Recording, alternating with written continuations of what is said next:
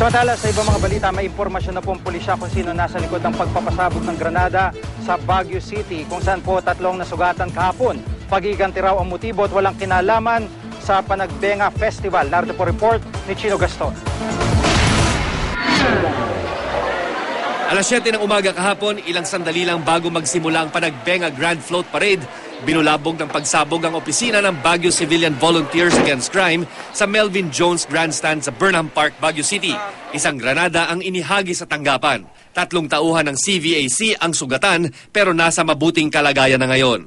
Sa inisyal na investigasyon, wala umanong kaugnayan sa Panagbenga ang insidente. Posibleng paghihiganti raw ang motibo sa krimen. Itong CBAC na to talagang very active to sa anti-crime campaign. Marami rin sila nakakaaway kaya siguro napag-isipan na gawan ng some sort of pagbawi sa kanilang mga ginagawa laban sa mga kriminal. May impormasyon na rin ang pulisya kung sino ang mga nasa likod ng pagpapasabog. Isa raw sa mga biktima ang nagtangkang habulin ito pero mabilis na nakahalo ang sospek sa mga nakikisaya sa Panagbenga. Hindi muna siya pinangalanan pero gumawa na ng artist sketch ang mga pulis.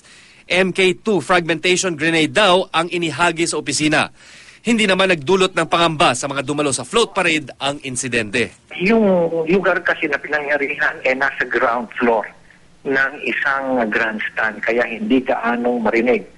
Yung sound nun is very subdued kaya hindi na-create ng panic. Marami sa mga dumalo, hindi raw napansin ang pagsabog.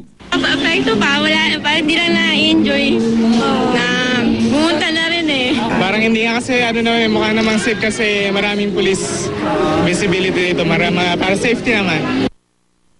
Hindi rin mahulugang karayom ang Session Road sa dami ng tao. Patalbogan naman ang mga sumaling float. Ang Hall of Famer na Baguio City Hall namumutiktik sa sunflower at iba pang bulaklak na nagkorteng leon ang simbolo ng syudad. May float din ng iba't ibang network gaya ng GMA7 na pinangunahan ng kapuso actor na bida sa Indio, si Senador Bong Revilla Jr. Sa kabuuan, 21 floats na pumarada, 18 rito kasama sa kompetisyon.